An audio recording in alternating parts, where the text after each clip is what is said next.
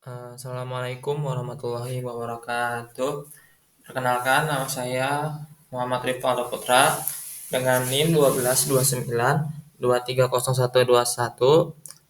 dari kelas MKS 5C, ingin memberikan tutorial cara mengolah data menggunakan eViews dengan variabel moderasi.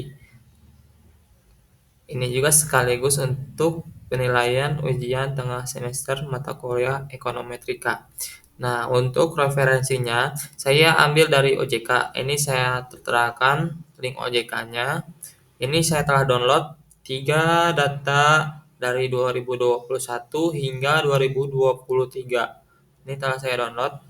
Dan untuk judul contohnya yaitu pengaruh chart dan norm terhadap tingkat non-performing financing (NPF) pada bank unit syariah dengan moderasi return on asset. Jadi variabel dependennya atau variabel Y-nya itu NPF, variabel X1 dan X2-nya itu chart dan norm, dan variabel moderasinya yaitu return on asset. Oke, langsung saja kita masuk ke Excel. Nah, setelah memindahkan data dari data yang OJK ini kita rapihkan di sini. Di sininya periode dari bulan Januari tahun 2021 hingga 2023 bulan Desember. Jadi di sini ada total 36 data. Ini telah disusun rapi, telah dipindahkan Y, X1, X2, dan di sini variabel moderasinya. Di sini jangan lupa kita tambahkan X1, X1M.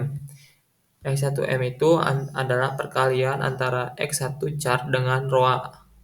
Kita langsung saja masukkan rumusnya, sama dengan ini C2 kolom X1 pertama, kolom X1 pertama, terus dibintangin untuk perkalian kali sama kolom yang ini, enter. Nah, ini jawabannya, kita tarik aja. Nah, ini untuk yang X1M. Selanjutnya yaitu X2M. X2M sama X2M juga, tapi ini X2M untuk variabel independen X2 dikalikan dengan variabel moderasi. Kita bintangi terus variabel moderasinya ini. Kita enter. Setelah itu kita tarik. Nah, ini jawabannya. Kita rapikan dulu.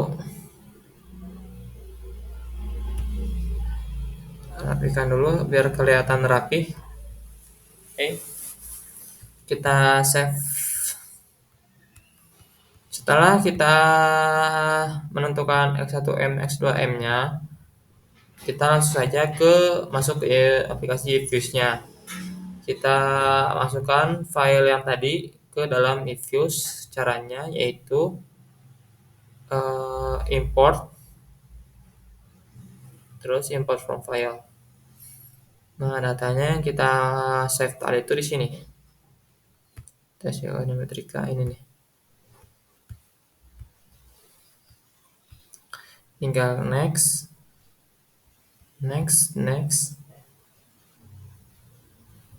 finish. Ini klik no. Nah, telah muncul, kita rapikan saja yang ada simbol-simbolnya, kita hapus saja biar kelihatan rapi. Kita rename. Ini juga sama nomnya. Ini chartnya kita rename juga. Udah.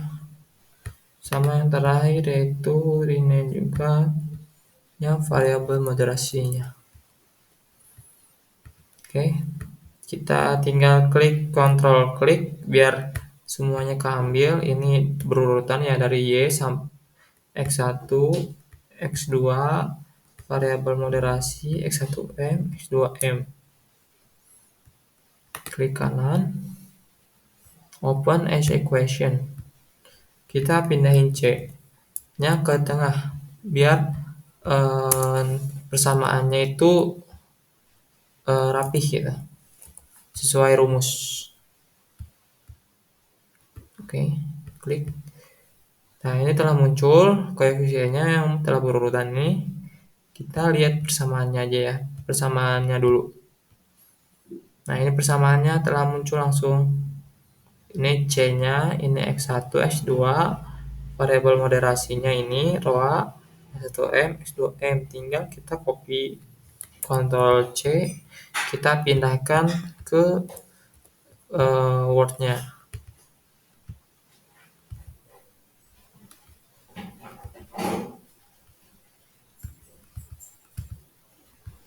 Bentar.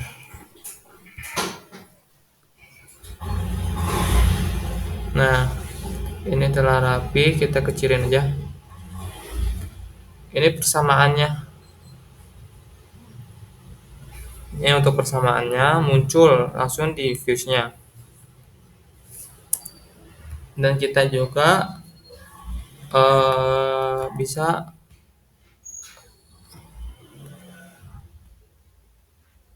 kita hapus lagi dulu. Ini klik kanan lagi, open as equation. Ini sama, pindahin ke tengah dulu. Oke. Nah, ini kita copy paste juga sama ke Word-nya juga. Bentar. Ctrl C. Oke. Ctrl V. Nah, ini sama nih. Ini nilai koefisiennya, ini nilai probability-nya. Terus kita tinggal interpretasikan saja. Ini kita langsung interpretasi. Interpretasi titik 2. Yang pertama yaitu nilai koefisien dulu ya, kita cari. Nilai koefisien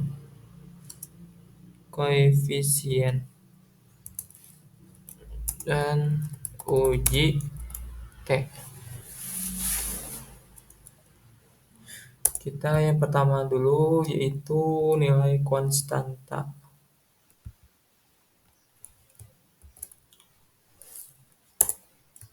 C.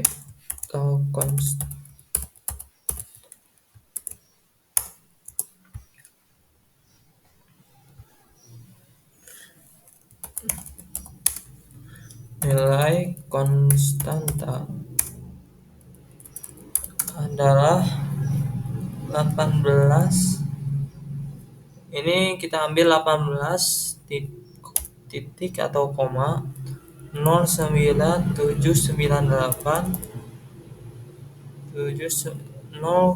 ini double 9-nya 09798. Diambilnya dari sini ya, yang koefisien, atau enggak langsung saja dari persamaannya ini nih. Sama aja. Persamaannya kan koefisien. Yang berarti bahwa jika semua variabel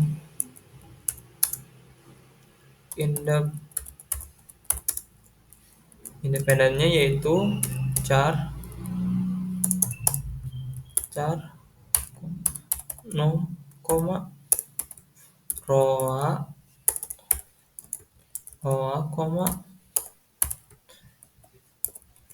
x1m, x2m tutup kurung bernilai 0, maka tingkat variabel dependen atau tingkat NPF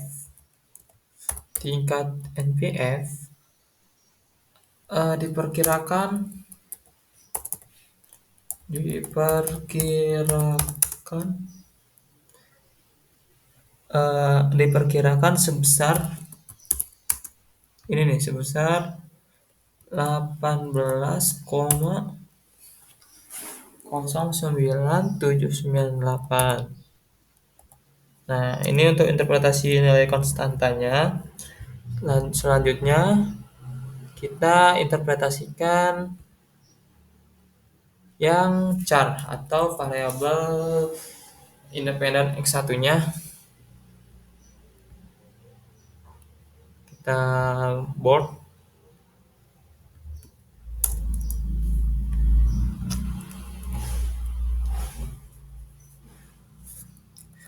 Koef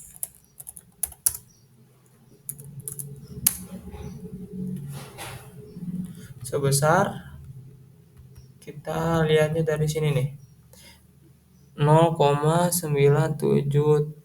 0,7 minus 0,730384. Kita ambil aja dari sini ya.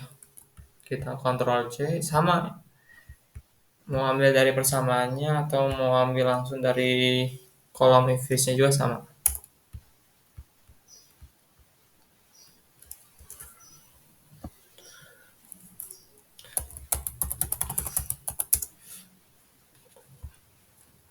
Bahwa setiap peningkatan sebesar 1 unit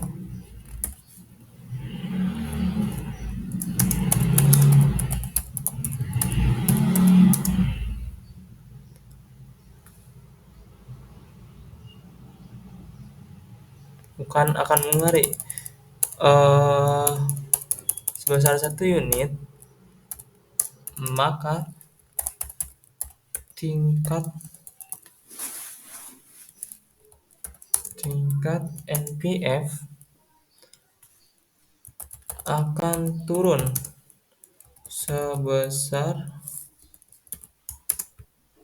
ini nih. Kenapa turun? Karena ini nilainya negatif. Kalau negatif atau minus, itu angkanya akan berpengaruh turun kepada NPF. Kalau misalkan di sininya tidak ada minus atau positif, berarti itu akan naik. Jadi gitu rumusnya. Kalau misalkan positif atau tidak ada minusnya, itu akan mempengaruhi variabel dependennya itu naik. Kalau untuk minus itu akan turun kepada variabel dependennya gitu. Akan turun sebesar ini unit.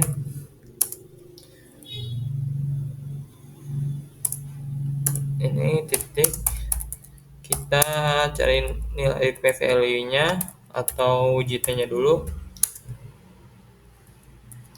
Diambil dari mana nilai p value nya? Ini nih, nilai p value itu ini nih, yang 0,0140 0,0140 tutup kurung. Ini tuh lebih kecil, lebih kecil daripada ambang batas nilai probability untuk UJT, yaitu sebesar 0,05.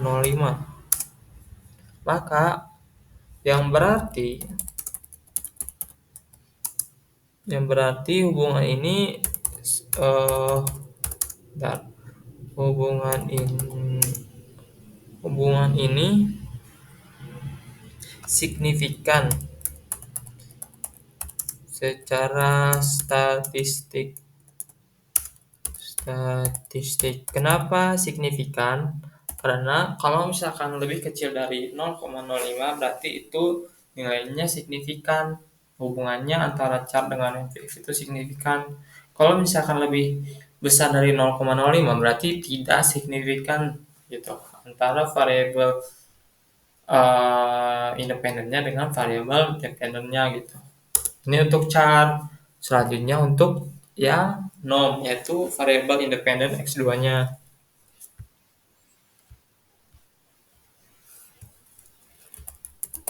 Norm. Kita Ctrl V.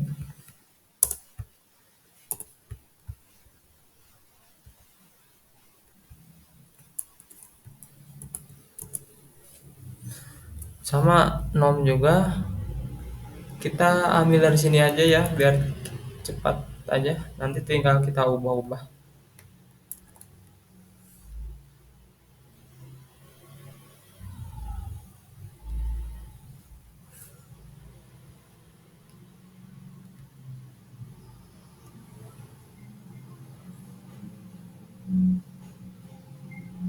Eh,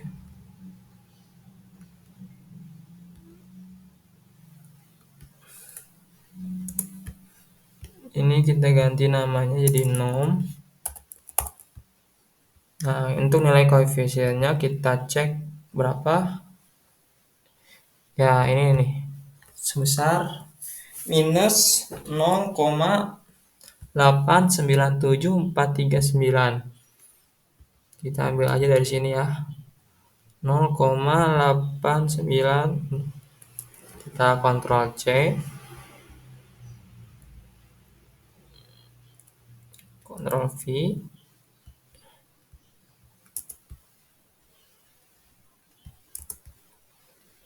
Peningkatan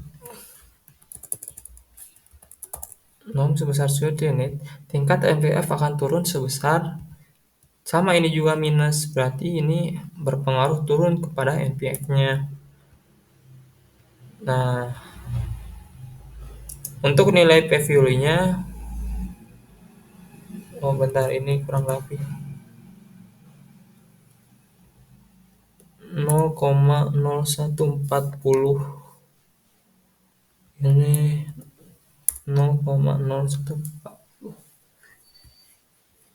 Kita cek nilai P-value-nya dari nom yaitu sebesar 0,4059. 0,4059. 0,59. Berarti ini lebih besar dari ambang batas 0,05. Yang berarti hubungan ini tidak signifikan. Ini tidak signifikan karena di atas 0,05.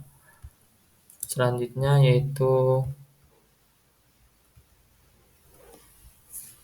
yang ROA atau variabel moderasinya kita interpretasikan juga.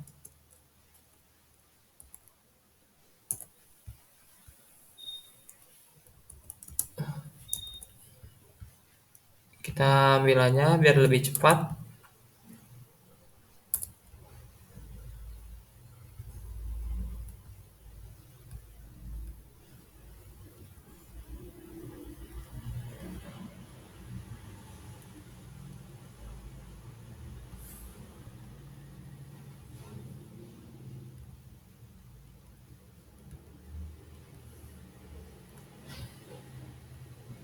Ini-nya kita ganti menjadi ROA.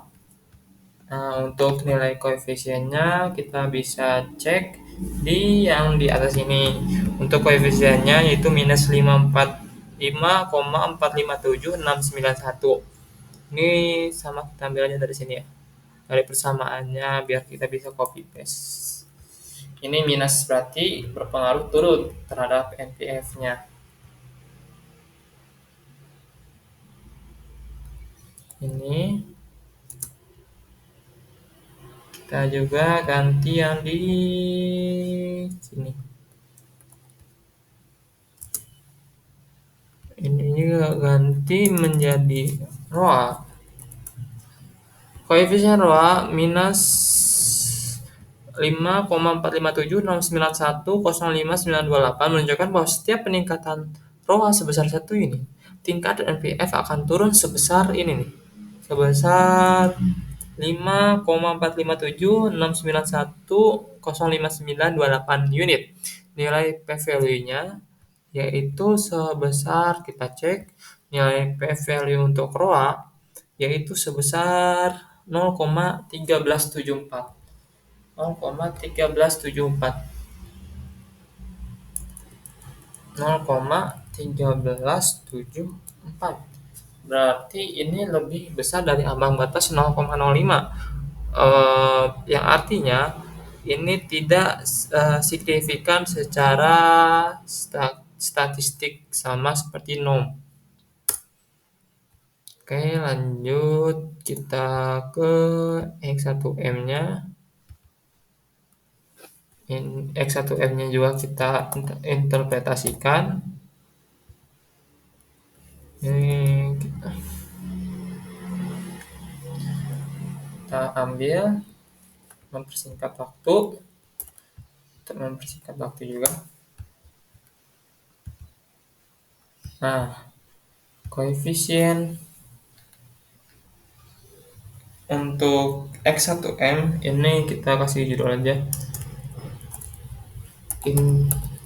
interaksi variabel X1-nya itu tadi char char dengan moderasi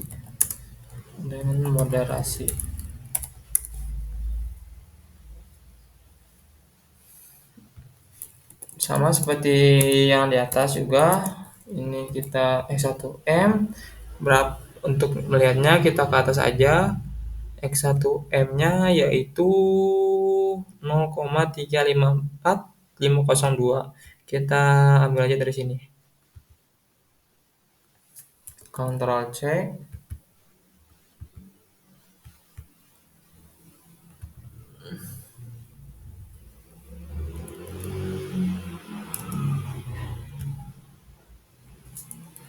Kita cek apakah ini nilainya minus atau tidak ada minus. Oh, tidak ada minus. Berarti ini berpengaruh naik terhadap NPF. Koefisien menunjukkan bahwa setiap peningkatan X1M sebesar 1 unit, tingkat NPF akan naik karena tidak ada negatifnya sebesar segini, berarti akan naik sebesar 0,35450235538. Nilai p-value-nya yaitu sebesar, kita cek, 0,0193. 0,0193.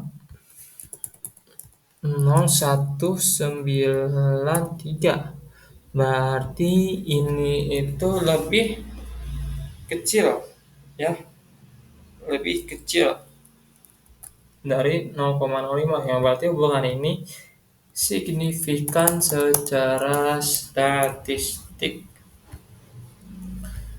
Selanjutnya yaitu kita yang X2M-nya juga sama. Ini kita ganti aja X2M interaksi, X2-nya itu nom dan moderasi. X2M sebesar, kita lihat nilai koefisiennya minus 0,348789. Kita copy paste saja dari sini. Berarti ada minusnya, ya, berarti ini turun. Semuanya turun kecuali X1M.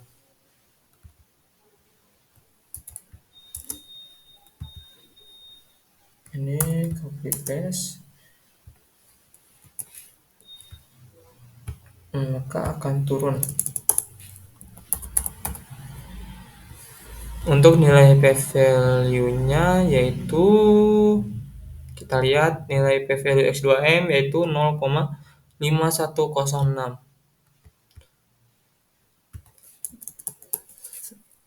5106, yang berarti ini tuh lebih besar,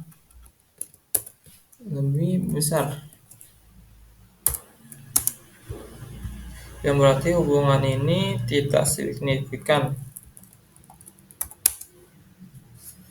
Jadi untuk S2M atau interaksi nol terhadap dan moderasi itu koefisien X2M minus sebesar minus 0,3487887885 menunjukkan bahwa setiap peningkatan X2M sebesar 1 unit, tingkat NPF akan turun sebesar 0,348787886 unit. Nilai p-value untuk X2M yaitu sebesar 0,5106. Ini tuh lebih besar dari ambang batas 0,05. Yang berarti hubungan ini tidak signifikan secara statistik. Oke, selanjutnya yaitu yang kedua, yang barusan yang pertama itu nilai koefisien atau dan uji T. Sekarang kita uji F atau signifikansi model F. Signifikansi model dalam kurung F besar statistik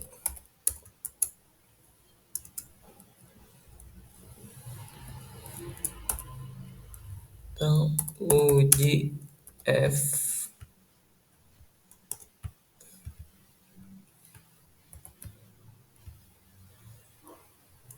Nah, untuk Ctrl V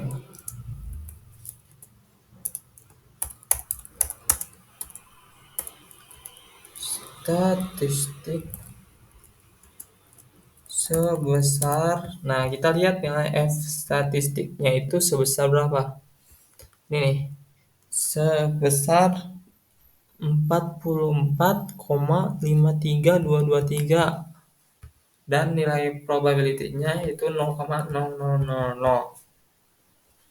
Berarti kita masukkan ke dalam interpretasinya 44,53223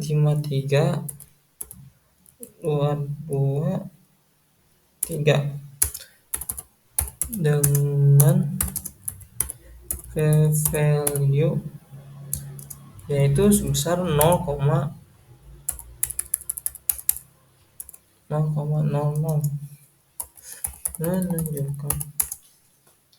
menunjukkan bahwa model regresi ini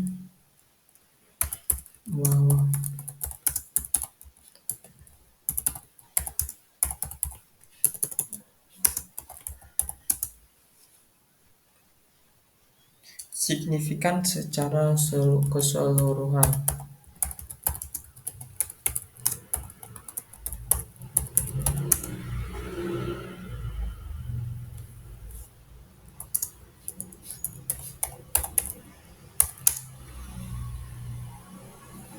Artinya,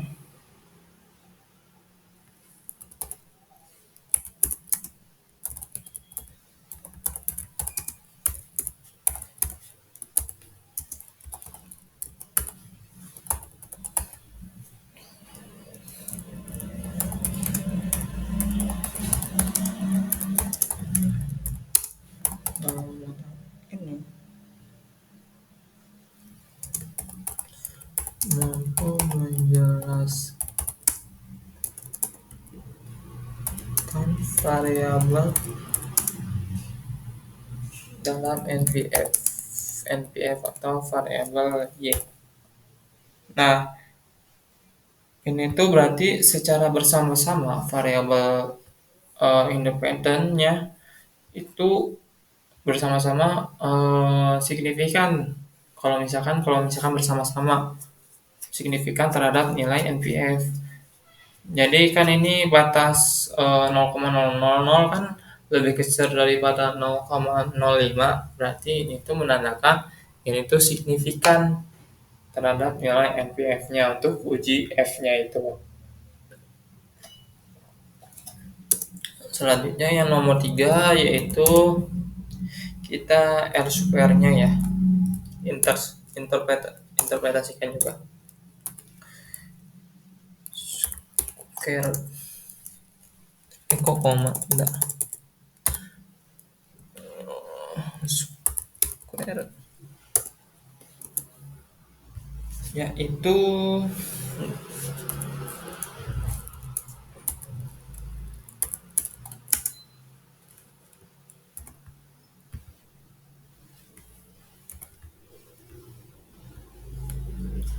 R square-nya sebesar berapa? Kita cek di sini nih, R square 0,881264.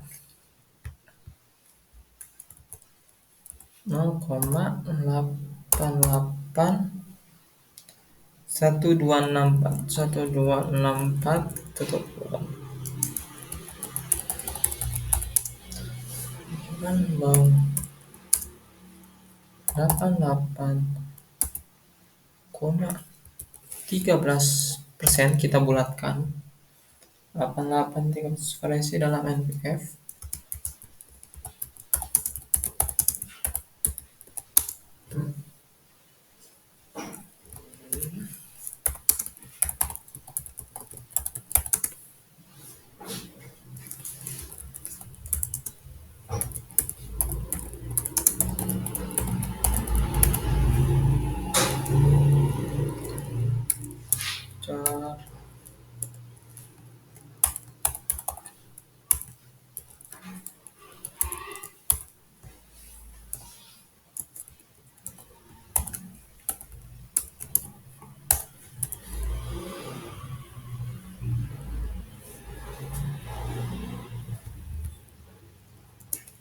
dalam model ini. Berarti variabel char, nom, roa, x1, m, x2, m, mampu menjelaskan variasi dari nilai NPF, yaitu sebesar 88,13%, dan sisanya yaitu sebesar 11,87%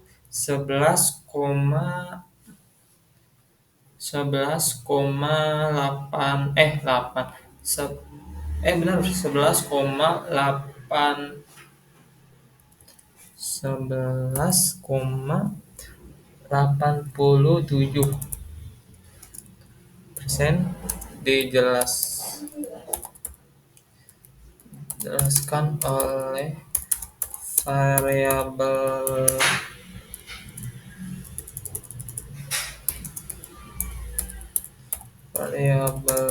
lain yang tidak ada dalam model.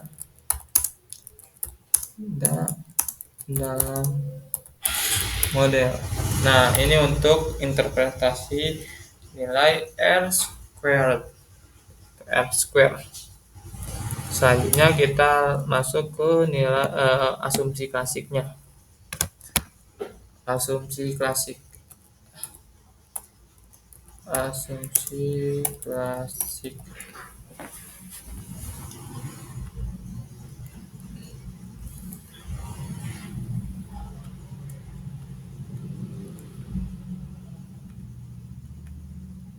Yang pertama yaitu uji normalitas.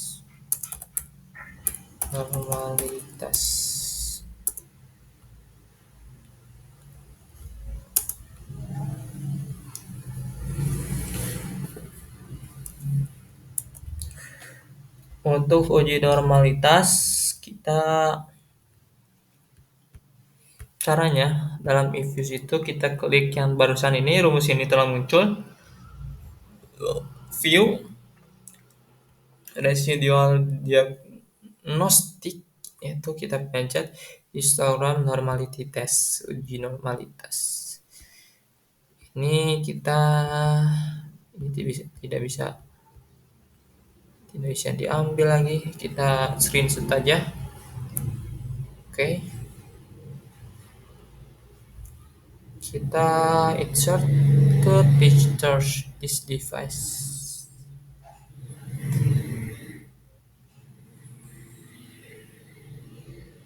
Oh, screenshot ini. Nah, ini untuk uji normalitasnya kita telah munculkan.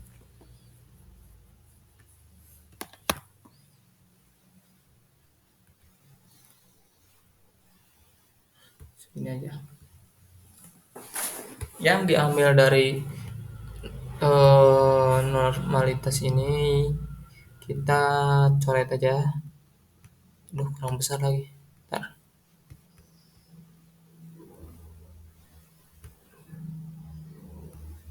Nah, yang diambil itu nilai ini nih. Udah paling kecil. Nah, yang ini nih, yang 0,000. Berarti kita langsung saja interpretasikan, yaitu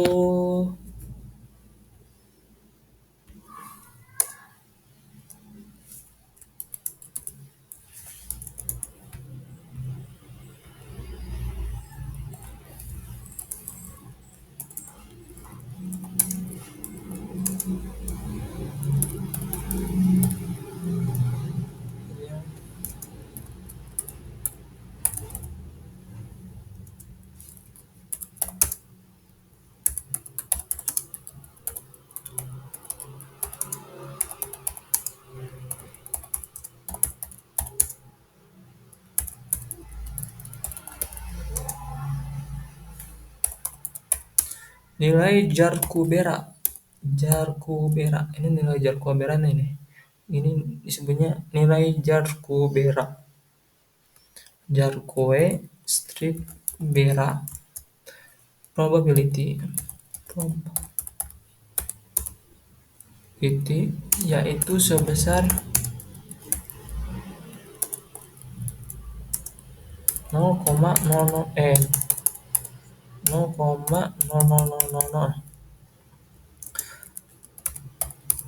lebih kecil dari ambang batasnya. Untuk uji normalitas ambang batasnya itu sebesar 0,05.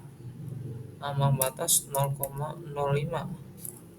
Kalau misalkan lebih kecil nilainya dari ambang batas, yaitu artinya tidak lolos. Jadi untuk uji normalitas pada penelitian ini tidak lolos. Dapat tidak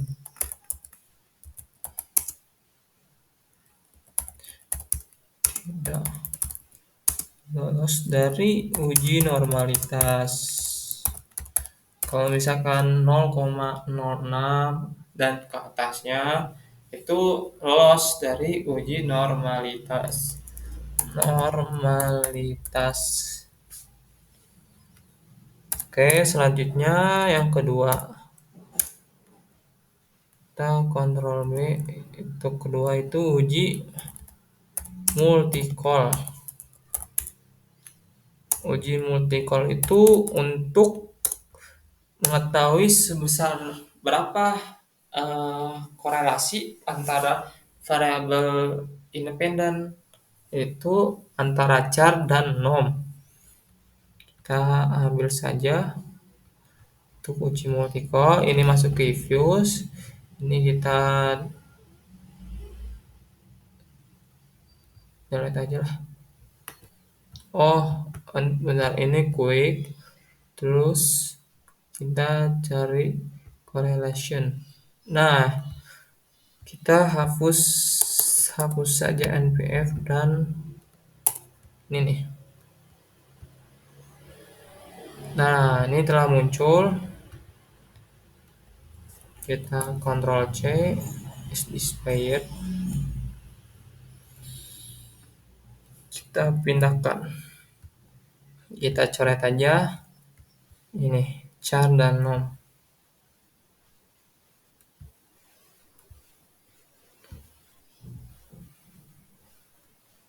Nah,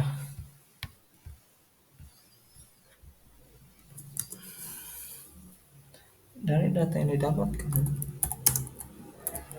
kita langsung saja interpretasikan dalam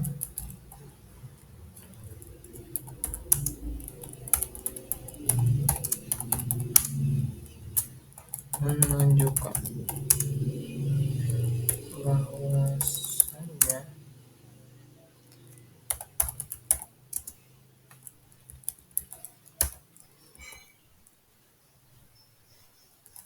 prop G square bukan prop G square, bahwasanya nilai korelasi correlation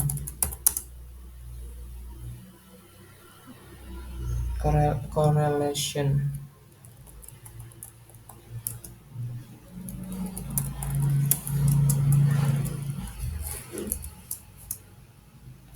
yaitu sebesar 0,2139 213,943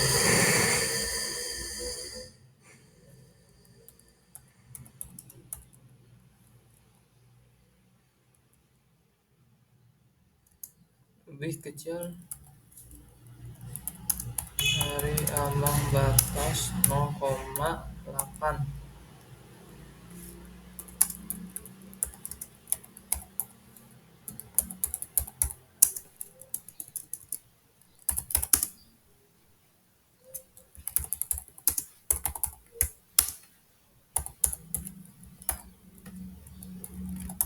Jadi, untuk uji multikol itu, ambang lolosnya itu harus lebih kecil dari 0,8.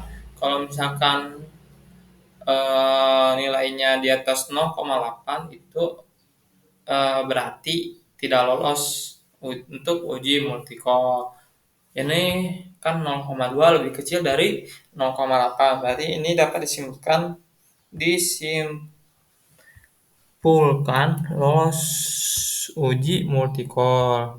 Selanjutnya yaitu yang ketiga untuk asumsi klasik itu yang ketiga itu uji autokorelasi. Uji korelasi. Ini kontrol. Untuk uji autokorelasinya kita masuk ke views. Ini kita hapus. Ini open exhibition.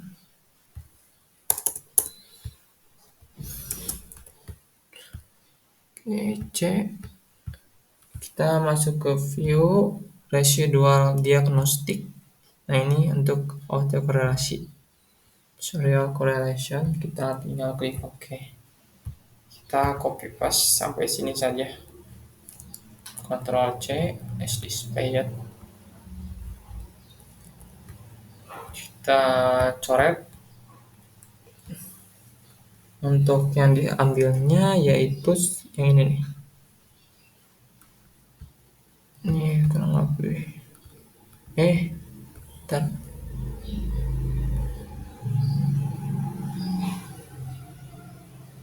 Nah,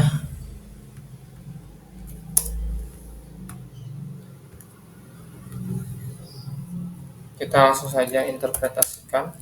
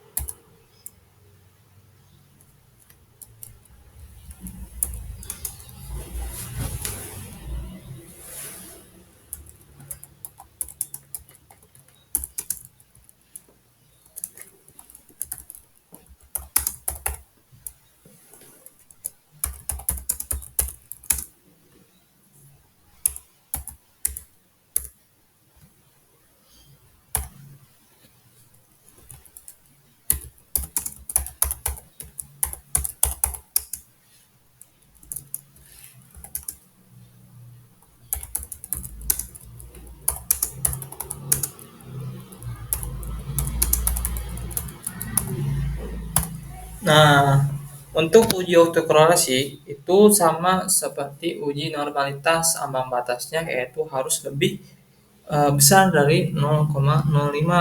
Kalau misalkan lebih besar dari 0,5 berarti nilai itu lolos. Ini kita ambil dari 0,3295 itu lebih besar dari ambang batas 0,05 dan dapat disimpulkan nilai ini itu untuk uji autokorelasi itu lolos. Oke. Dan yang terakhir yaitu uji heteroskedastisitas.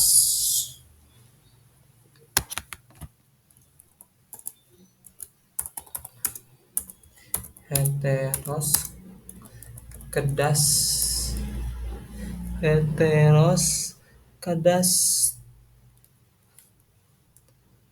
kedastititas heteroskedastititas. Caranya yaitu kita ambil dari reviews, kita klik view residual diagnostic heteroscedasticity test. Nah, ini kita tinggal klik OK. Nah, kita ambil saja sampai sini. Ctrl C. Kita pindahkan ke Word-nya. Nah, yang dicoretnya itu yang di tengah. Yang ini nih.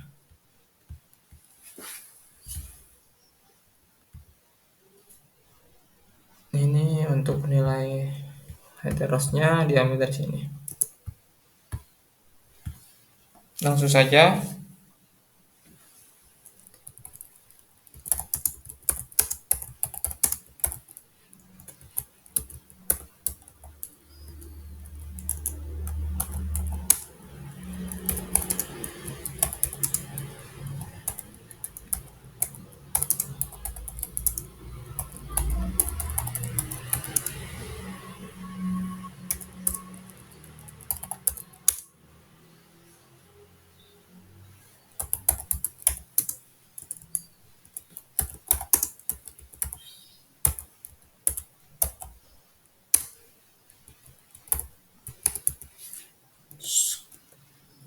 Square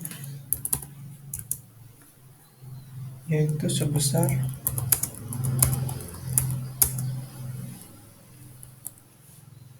0,16 kok sih 0,1634.